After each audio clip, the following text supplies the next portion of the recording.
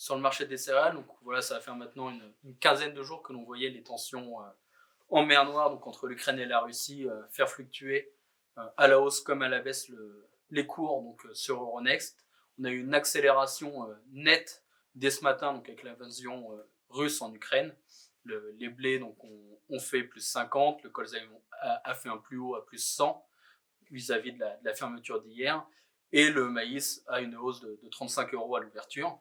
Sur les marchés américains, donc les marchés sur la séance de nuit sont en limit up, c'est-à-dire qu'ils sont bloqués à la hausse, et donc le marché devrait rouvrir cet après-midi, donc à 15h30, avec logiquement une nouvelle hausse. Quels sont vraiment les impacts sur le marché physique des céréales, donc pour le marché européen? Aujourd'hui, tous les chargements prévus en mer Noire, donc que ce soit sur les ports russes ou les ports ukrainiens, sont suspendus.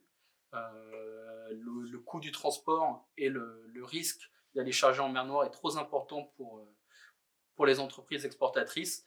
Et donc, logiquement, ces flux d'exportation qui devaient être à l'origine de la mer Noire vont s'orienter sur des origines européennes et notamment françaises. On aura aussi donc des origines venant d'Australie ou des origines argentines, mais l'origine européenne devait être favorisée donc pour la fin de la campagne. Pour la prochaine campagne, c'est encore une grosse incertitude.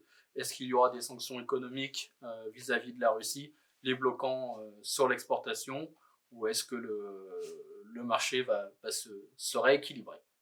Vis-à-vis du coup nous des cotations aujourd'hui, donc nous avons décidé de les suspendre actuellement à cause de la volatilité du marché qui est beaucoup trop importante.